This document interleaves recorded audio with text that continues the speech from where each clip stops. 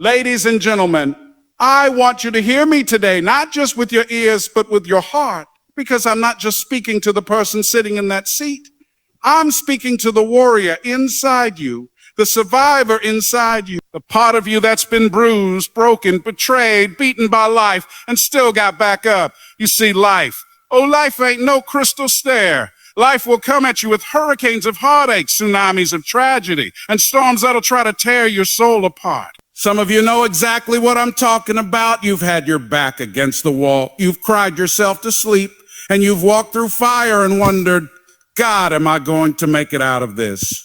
But let me tell you something, and I want you to write this on the walls of your soul. You were not born to be defeated. You were born to be delivered. You were not built to break. You were built to bend and come back stronger than ever before. Today, we're going to talk about how to handle the most horrific life challenges ever, not just survive them, but rise through them. Because no matter how dark your story has been, there is still ink left in your pen. You can still write a new ending. You can still come out on top. Why? Because it's possible, it's necessary, and it's you. Yes, you. Who's going to do it?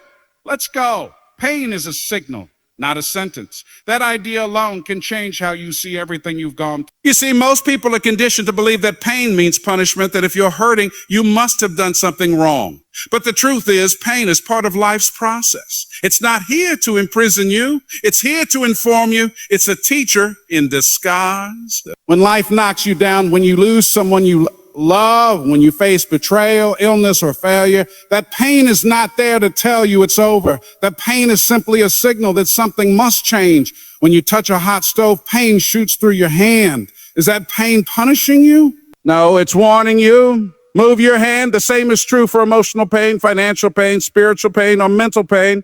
It's not there to say you're doomed. It's trying to awaken something in you. It's telling you, pay attention. Something here needs to shift. You can't stay here. Pain says that this is not the end, but this is where transformation begins. Now understand this. Some of the most successful people on this planet, some of the most powerful stories you've ever heard came out of incredible pain. Oprah Winfrey was molested as a child. Tyler Perry was beaten and homeless. Nelson Mandela spent 27 years in prison. All of them experienced unbearable pain, but they didn't see it as a death sentence. They saw it as preparation. They saw it as purpose sharpening them, shaping them, forging them into something stronger. They used that pain as fuel, not fire to destroy, but fire to forge. Too many people misinterpret pain. They say, this means I'm not worthy. This means I'll never get better. This means it's over for me. No, that's a lie. That's the enemy of your destiny whispering falsehoods into your ear. The truth is, if you're in pain, you're in process. If you're in pain, you're in the middle of the story, not the end. You're evolving, you're growing, you're being broken open so something new can be born. Let's be real. Life hurts sometimes. Life doesn't ask for your permission to break your heart. It just shows up one day and flips your world upside down. But pain is often the beginning of purpose. It's the cry of your soul saying, this is not where you're supposed to stop. There's more in you. There's more for you. Pain doesn't show up in your life to make you bitter. It shows up to make you better if you let it. What happens when you start listening to the signal instead of surrendering to the sentence? You stop asking, oh, why me? And start asking, what now? You stop blaming and start building. You stop giving in and start rising up. That's when the healing begins. That's when the comeback begins. That's when you reclaim your power. You are not your trauma. You are not your past. You are not your pain. You are the person who's still here, still breathing, still fighting through it all. And if pain was a sentence, you wouldn't be here right now. The fact that you're still standing means the signal has not been wasted. It means there's something left in you. Pain didn't come to define you. It came to refine you. It's not a dead end. It's a detour redirecting you to something greater. Most people try to numb pain. They run from it. They drown it in distractions, but what you ignore, you can't heal. What you suppress, you can't transform.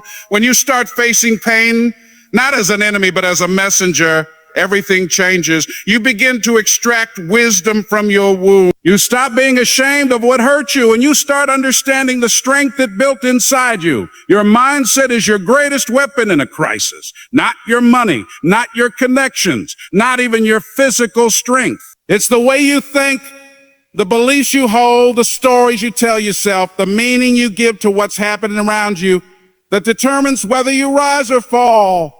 In the middle of life's most horrific challenges, the battlefield is not out there. It's in your mind. And the moment you take control of it, you take control of everything else. When the world falls apart around you, when you get the phone call you never wanted, when someone walks out of your life, when the diagnosis comes back, when your career collapses, when everything you built turns to dust, what keeps you from falling apart inside?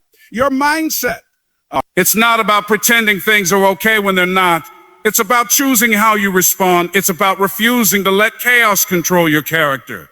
Because your external circumstances might be on fire, but your internal world doesn't have to burn down with it. People often think strength is about muscles, aggression, or dominance, but real strength is mental discipline. It's being able to say, yes, this hurts.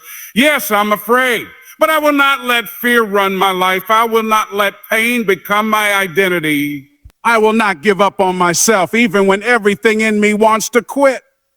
That kind of strength is born in the mind. It's not something you find when things are easy. It's something you build when everything's hard. Your thoughts are like a compass in a storm. If they're scattered, fearful, and negative, you'll spin in circles, crash into every obstacle, and lose sight of the shore. But if your mind is calm, clear, focused, and hopeful, even when waves are crashing and lightning is striking, you will still move forward. Slowly, maybe. Painfully, yes.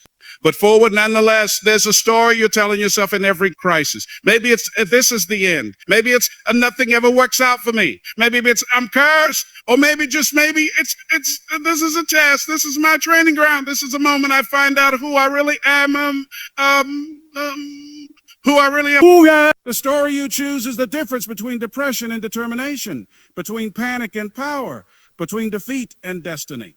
Let me tell you, there will be times when no one believes in you, when even the people closest to you walk away, doubt you, or don't know how to support you. In those moments, your mindset becomes your best friend or your worst enemy. If you're constantly feeding your mind fear, doubt, and limitation, it will cripple you. But if you start feeding it faith, vision, and courage, even when you don't feel strong, you'll begin to see light in the darkest places. You have to guard your thoughts like your life depends on it, because it does. You have to wake up and choose belief over bitterness, courage over comfort, focus over fear. That doesn't mean you never cry or break down. That means that when you do, you pick yourself back up and say, I still have power over how I think. And as long as I can think strong, I can live strong. What you tell yourself matters. If you say, I can't handle this, your mind shuts down and your body follows. But if you say, this is hard, but I'll find a way, your mind opens up, starts looking for solutions, starts building resilience, starts activating hidden strength you didn't even know you had. That's the power of mindset. It can turn breakdowns into breakthroughs. It can take the worst situation and make it a stage for your greatest growth.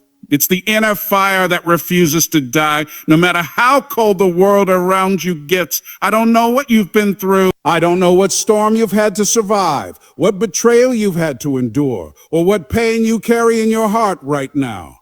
But I do know this. You are still here, and that means your story isn't over. Yes, life will break you. It will test you. It will strip you down to nothing and dare you to get back up. But every scar you carry is proof that you fought through something meant to destroy you, and you're still standing. That pain was a signal, not a life sentence. That storm came to strengthen you, not to stop you. And your mindset, your inner world, is the key that will either keep you stuck or set you free. You have power over how you respond, power over what you believe, power over what you do next. And that power doesn't come from the outside. It comes from deep within you, from your soul. From your decision to believe that no matter how dark it gets, the light inside will not go out. You didn't come this far just to break.